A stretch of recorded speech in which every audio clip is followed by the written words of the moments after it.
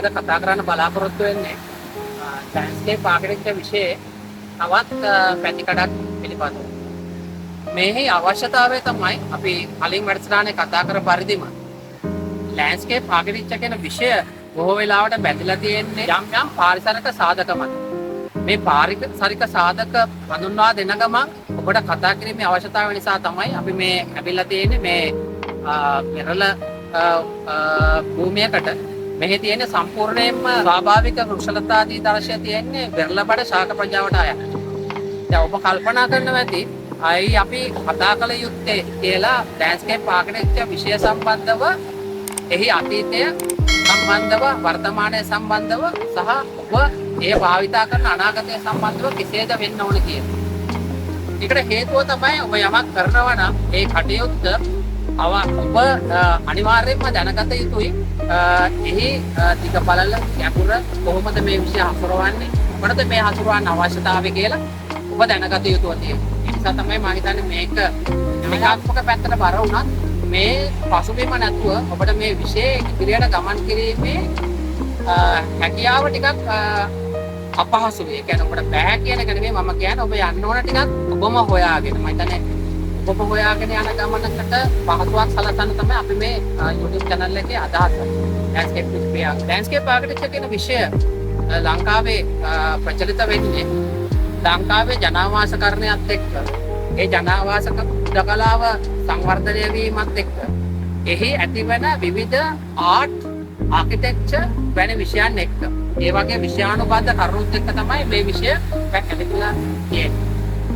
එතකොට මේ විෂයේ ප්‍රධානම කරුණු කාරණා කීපයක් තියෙනවා. පළවෙනි එක ස්වාභාවික වෘක්ෂලතාදී දර්ශ, අනිත් කරුණ පස, අනිත් එක පසේ ක්ෂමතාවය සහ ජලය. ඒ නිසා තමයි මේ වැඩසටහන කරන්න අපි විවිධ පරිසර පද්ධති තෝරගන්න. අද අපි ඇවිල්ලා තියෙන්නේ වෙරළබඩ ශාක ප්‍රජාව නියෝජනය කරන මුහුදාශ්‍රිත පරිසරය. මේ ලෑන්ඩ්ස්කේප් ආකිටෙක්චර් විෂය අදාරන්න අපි පටන් ගන්නකොට 1995 වගේ කාලෙදී මේ විශේෂ සීමාවන් පනවලා තිබුණේ මෙන්න මේ ස්ථානවල. ඒ කියන්නේ එය සීස්කේප් එක. ලෑන්ඩ්ස්කේප් එකේ සීමාවන් නැහුවාම අපේ ස්ථානයේ අත දැක්කේ සීස්කේප් එක තමයි එක් අන්තයක් කියලා සඳහන් වෙන්නේ. එතනින් ඇතුල් භූමිය තමයි ලෑන්ඩ්ස්කේප් සඳහා යොදා ගන්න කියලා තමයි ඒ කාලේ තිබුණු අර්ථ දැක්කේ. නමුත් අද ඒවා සියල්ල වෙනස් වෙලා තියෙනවා. ඇයි ඒවා එහෙම වෙනස් වෙලා තියෙන්නේ සහ ඇයි ඔබ මේ විෂය හදාරන්න ඕනේ?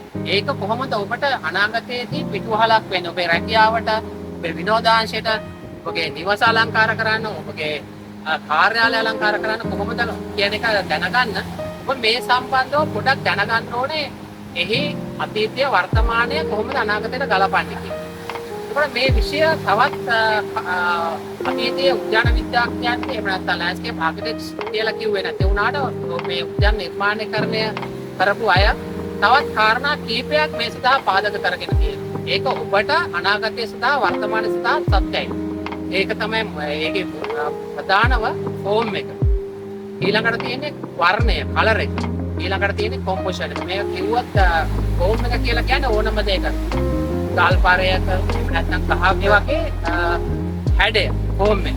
ඒක වර්ණය. ඔබට පේන හැටි ඈත පේන සාගරයේ තියෙන වර්ණය, ඒකත් එක්ක තියෙන අහසේ වර්ණය, මේ වටේ තියෙන වෘක්ෂලතාදී දර්ශවල සාද පැහැති, ලහ පැහැති බව, එය අවුව වැටුනහම සහ එය එවන්නේදී හැසිරෙන ආකාරය මේ සියල්ල ඔබට පේනවා ඇති. මේක තමයි ෆෝම් එක, කලර් එක සහ කොම්පොසිෂන් එක කියන්නේ යම් කිසි දෙයක සැකස්ම කොහොමද ඒවා පිළිටවන්නේ, කොහොමද බම්කු තියන්නේ, කොහොමද ගල් තියන්නේ, කොහොමද ගස් තියන්නේ, කොහොමද බුෂස් තියන්නේ, මල් තියන්නේ, කොහොමද ස්වාභාවික පරිසරයේ භූ විෂමතාවය කොහොමද ඒකට අනුසාරය කරගන්නේ කියලා. මේ එකක් මේකත් ඔබ අනාගතයේදී මේ විෂයත් එක්ක ෆලෝ කරනවා. මේ විෂයත් එක්ක ගමන් කරනවා නම් ඔබ මේ සම්බන්ධව දැනගෙන සිටින්න. අනිත් කරුණ තමයි තවත් අර්ථ දැක්වීම් වල තියෙනවා මේ විෂය සම්බන්ධ වෙලා තියෙනවා ෆිලොසොෆි එක්ක. Art, philosophy, nature, creativity, productivity මේ වගේ විෂයන් එක්ක තමයි වෙලාවට සම්බන්ධ වෙලා තියෙන්නේ.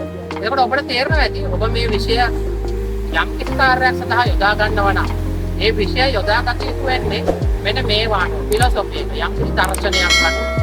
නේචර් එක. ස්වාභාවික කුසලතාවේ දර්ශනයක් නැත්නම් ඒතර ස්වභාවය මත. එහෙම නැත්නම් ඊට පස්සේ ක්‍රියේටිවිටි නිර්මාණශීලීත්වය ඒක තමයි ඔබගේ තුල තියෙන දේ. ඔබ නිර්මාණශීලීත්වය තමයි මේන් එළියට ගන්න අපි බලාපොරොත්තු වෙන්නේ. ප්‍රොඩක්ටිවිටි ඒ අවස්ථාව. ඒක ටෙක්නොලොජි එක. ඔබ ටෙක්නොලොජි එක පාවිච්චි කරන්නේ කොහොමද ගස් හිටවන්න, හાર્ඩ් ලෑන්ඩ්ස්කේප් කරන්න, වේව් කරන්න, කොහොමද ටර්ෆ් කරන්න පාවිච්චි කරන්නේ මේ වගේ දේවල්. එතකොට මෙවැනි කරුණු නේචර් එකත් එක්ක කොහොමද අපි බ්ලෙන්ඩ් කරන්නේ? දැන් මේ නේචර් එකත් එක්ක බ්ලෙන්ඩ් කිරීමේ අවස්ථාවට තමයි අපි මේ වගේ තැනකට එන්නේ.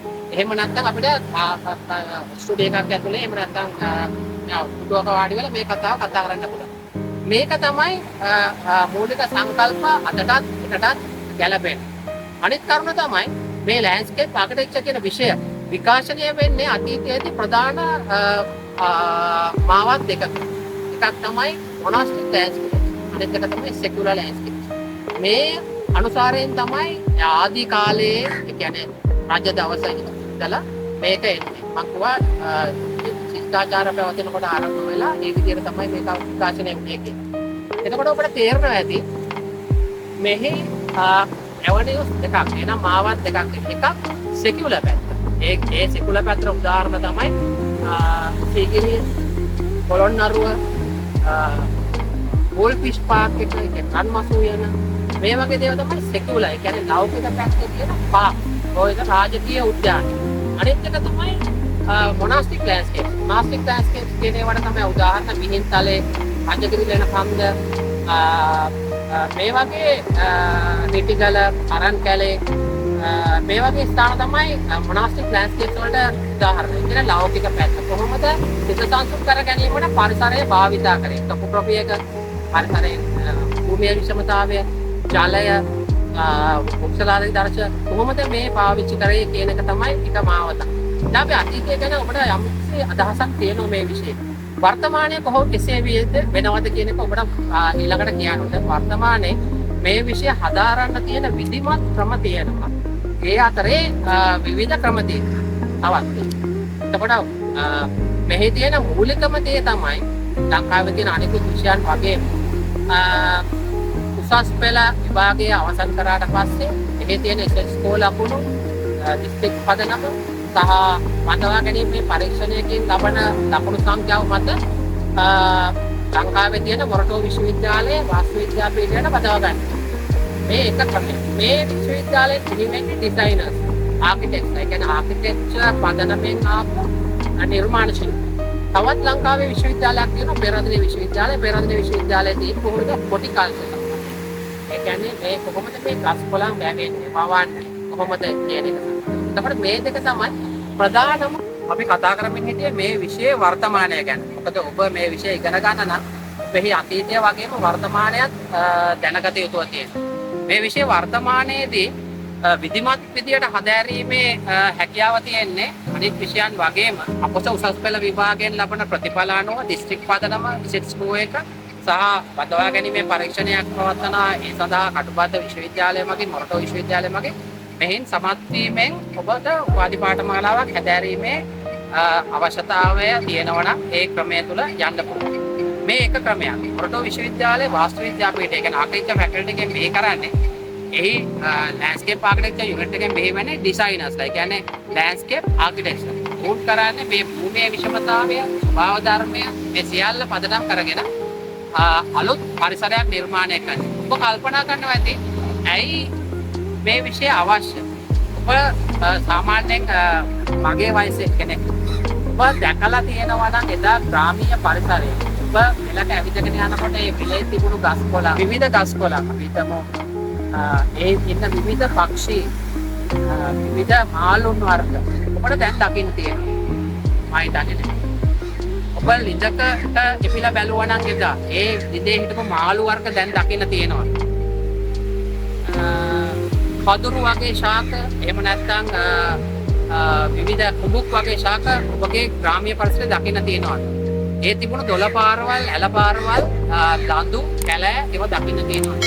දැන් මේවා ජනාවාසකරණයත් එක්ක, ජනගහනයේ වර්ධනයත් එක්ක ඇතිවෙච්ච නාගරීකරණය නිසා මේවා වෙනස් වුණාට ඔබට මේ පරිසරය අවශ්‍යයි. ඇයි පරිසරය අවශ්‍යයි? ගෝලීය උෂ්ණත්වය ඉහළ යාම, වායු නිමෝචනයන්, විවිධ වායු විචලන නිසා ඔබගේ ශ්වසන ආබාධ ඇතිවීම, නොයෙකුත් පාරිසරික ප්‍රශ්න වලට විසඳුම දෙන්නේ මේ ස්වභාවික පරිසරය. ඒකට මේ ස්වභාවික පරිසරය අනාගතයේ දවසක ඔබට සිද්ධ වෙනවා ප්‍රතිනිර්මාණය කරන්න කෘතිමව. හැබැයි කෘත්‍රිමව නිර්මාණය කිරීමේදී ස්වාභාවික පරිසරයක් බවට පත් කරගත යුතුව තිබෙනවා. ඒ නිසා තමයි මේ දැන් මේ මගේ පිටපස්සේ තියෙන මේ වැටකෙය, මූදුකෙය, මූදිල්ල, එතකොට තවත් එහා තියෙන පින්තඹුරු වගේ පිරු ඇතුලේ වැටෙන මේ ශාක ඔබට ප්‍රතිනිර්මාණය කරන්න වේවි. මේ වගේ ස්ථානික උද්‍යානයක් ඔබට කරන්න ලැබුණොත් නැත්නම් ඔබගේ නිවස පිරලා තියෙනවා. මෙන්න මේ සඳහා ඔබට වර්තමානයේ අවශ්‍යතාවයක් තියෙනවා. ලෝකයේම අනාගත අවශ්‍යතාවය වැඩි වෙමින් තියෙනවා මේ ගෝලීය උණුසුම ඉහළ යාමත් එක්ක විවිධ හේතුන් එක්ක. දැන් අපි කතා කරේ විධිමත් විදියට කොහොමද උද්‍යාන විද්‍යාඥයෙක් වෙන්නේ. එහෙම නැත්නම් ලෑන්ඩ්ස්කේප් ආකිටෙක්චර් වෙන්නේ කියලා අධ්‍යාපන ක්‍රමය තුල පාසල් අධ්‍යාපනය අවසන් කරලා විශ්වවිද්‍යාල අධ්‍යාපන ක්‍රමය තුල. දැන් මේ ක්‍රමයම පමණක් නෙවෙයි පරිසරයට සේවය කරන්න පුළුවන් පරිසරය රක්ෂණය කරන නිර්මාණ ශිල්පීන් බිහි කරන එකම ක්‍රමය කියලා මම මේක හඳුන්වන්නේ නැහැ. හැබැයි මේක තමයි විධිමත්ම ක්‍රමය. මොකද විධිමත්ම ක්‍රමය කියන්නේ ඊට පස්සේ ලංකාවේ වරලත් ආයතනයක් තියෙනවා. ඒ උපාධි ඉමකල්ලා සුසු ගුණ වලින් පස්සේ සමාජික වෙන්න පුළුවන්. අපි කියන්නේ චාරිටි ඉන්ස්ටිටියුට් එකක් කියලා. එවැනි ආයතනයක් තියෙනවා. ඒ හරහා විධිමත් ලෙස රටේ පවතින පාරිසරික නීති රීති වලට අනුව, නාගරික සංවර්ධන නීති රීති වලට අනුව වැඩ කරන උද්‍යාන විද්‍යාඥයෙක්, ඒ කියන්නේ ලෑන්ඩ්ස්කේප් ආකිටෙක්චර් කෙනෙක් බිහි වෙනවා. ඊට අමතරව මම දැකලා තියෙනවා විවිධ පාඨමාලා තියෙනවා විශේෂයෙන්ම සමාජ මාධ්‍ය ජාලාවල සහ වෙනත් මෞලික විද්‍යාලවල මෞලික ආයතනවල මේ පාඨමාලාවල් හැදෑරීම තුළින් ඔබ මේවැනි අතීතයේ වර්තමානය ගලපගෙන ගමනක් ගියොත් ආයතන ඔබට රට වෙනුවෙන් අපේ රට වෙනුවෙන් ඔබගේ මුක්තිය වෙනුවෙන් ඔබට යමක් කරන්න පුළුවන්. ඒ සම්බන්ධව මම හිතන්නේ මඟ පෙන්වීමක් දෙන්න තමයි අපි මේ වැඩසටහන් කරන්නේ. මොකක්ද මේ? නැත්නම් අපි දැකලා තියෙනවා කොහොලාට කොන්ක්‍රීට් ස්ලැබ් අල්ලනවා. අපි දැකලා තියෙනවා කොහොලාට ග්‍රැනයිට් පසු අල්ලනවා පොළවේ. අපි දැකලා තියෙනවා කොන්ක්‍රීට් වලින් හදපු බංකු නැත්නම් උද්‍යානවල අවශ්‍ය යටිදල පහසුකම් සපයනවා. මේ සමාලාට ටර්ෆ් කරනවා, සමාලාට ටර්ෆ් මේ හදාගෙන ඇවිල්ලා අර කඳුරක් ආකාරයෙන් උතන් වෙලා දිගහැරලා හදන මේ මොනව කරත් ඔබට මම කියන මේ මූලික හරයන් නැතුව මේ වැඩේ කරොත් ඒක ස්වාභාවික පරිසරයක් වෙන්නේ. මේක තමයි අවබෝධ කරගත යුතු. ඔබ යම්කිසි මේ විෂයානුබද්ධ කරුණු ඉගෙන ගැනීමේ අවශ්‍යතාවය ඒකයි. ඒක විධිමත් ක්‍රමයකට කරන්න ලැබුණොත් ඒක විශාල වාසනාවක් වෙනවා. එහෙම නැත්නම් ඔබට මේක නොකර අතහැරලා දාන්න අවශ්‍යතාවයක් නැහැ. හැබැයි මේකෙන් දැනගෙන ඔබ කල යුතුව තියෙනවා. එතකොට මේක ලෝක මට්ටමේ කොහොමද මේ වෘත්තිය පැතිලා තියෙන්නේ? ලෝකයේ මේ වෙනකොට ලෑන්ඩ්ස්කේප් ආකිටෙක්ට්ස්ලා ඉන්නවා කියලා අදහස් කරලා තියෙනවා. ලියාපදිංචි වෙච්ච ආයතනවල ලියාපදිංචි වෙච්ච අය 10000ක් වගේ. ඔබ තේරෙන්නේ නැති ලෝකේ රටවල් 84ක් මේ උද්‍යාන විද්‍යාඥයන්ගේ ලෝක ආයතනයේ සමාජික. මේ ආයතන රටවල් 84කම ලියාපදිංචි වූ අය ඉන්නේ 10000ක්. ඔබට තේරෙන්නේ නැති කොයිතරම් ඔබට අවස්ථාවක් තියෙනවද මේක ඉදිරියට ගෙනියන්න කියලා. මේ ලෝකයේ තියෙන මේ උද්‍යාන විද්‍යාඥයන්ගේ ආයතනය ප්‍රාදේශීය වශයෙන් රීජන් 5කට කඩලා තියෙනවා. ඇමරිකා, යුරෝපා, ආෆ්‍රිකා සහ ආසියානු පැසිෆික් කියලා. අපි ආයිත් වෙන්න ශ්‍රී ලංකාවයි තියෙන ආසියානු පැසිෆික් කලාපය. මේ ආසියානු පැසිෆික් කලාපයට දැනට සමාජික වූ රටවල් 14ක් චීනය, හොංකොං, මැලේසියාව, ජපානය, ඉන්දියාව, ශ්‍රී ලංකාව, පිලිපීනය වගේ රටවල් 14ක් තිබෙනවා. ඔබට තේරෙනවාද වෘත්තීය හෝ සුදුසුකම් ලබාගත්තට පස්සේ ජාතික මට්ටමේ අන්තර්ජාතික මට්ටමට යන්න පාරක් සැකසෙලා තියෙනවා කියන එක. ඒ නිසා බොහෝ දෙනා දන්නේ නැති වුණාට උද්‍යාන විද්‍යාවට එහෙම නැත්නම් ලෑන්ඩ්ස්කේප් ආකිටෙක්චර් විෂයට විශාල වර්තමාන පසුබිමක් සහ අනාගත පසුබිමක් තිබෙනවා. මේක තමයි අපිට කතා කරන්න තියෙන අතීතය සහ වර්තමානය සම්බන්ධව කතා කරන්න තියෙන දේ. මේත් එක්කම තවත් එක දෙයක් කතා කර යුතුයි. උසස් පෙළ විභාගයේ අවසන් වුණාට පස්සේ මේ විෂය සඳහා බඳවා ගැනීමේ පරීක්ෂණයක් පවත්වන විශ්වවිද්‍යාලය. ඒ පරීක්ෂණය වෙනදා පැවැත්වීම විශ්වවිද්‍යාලය තුළ මම ඉගෙන ගන්න කාලේ නැත්නම් ඒක පොත්වාසක පැවැත්වුවේ. නමුත් දැන් ඒක විධිමත් කරලා ප්‍රාදේශීය මට්ටමේ විශ්වවිද්‍යාලයට බාර දීලා තියෙනවා. ඔබ ඉන්නේ මාතරද, වරද, යාපනයේද මේ ප්‍රදේශවල ඔබට විභාගයට ඉඳගෙන සුදුසුකම් සපුරා ගන්න පුළුවන්. ඒ සුදුසුකම් සපුරා ගැනීමත් එක්ක සෙට් ස්කෝර් එක ඩිස්ට්‍රික්ට් පදනම මත ඔබ තෝරාගත්තොත් අප විශ්වවිද්‍යාලය ඇතුළත යහපත්. මම හිතන්නේ මේ පදවා ගැනීමේ පරීක්ෂණය ගැන අපි ඊළඟ වැඩසටහනේදී කරන්න බලාපොරොත්තු වෙනවා. දැන් ආසන්නයේ තියෙන නිසා මම හිතන්නේ විමත් මාවත යන දරුවන්ට ඒ සම්බන්ධව අවබෝධයක් ලබා දෙන්න. ඉතින් මම බලාපොරොත්තු වෙනවා අනිකුත් තියෙන පාඨමාලාවන් සම්බන්ධව දැනුවත් කරන්න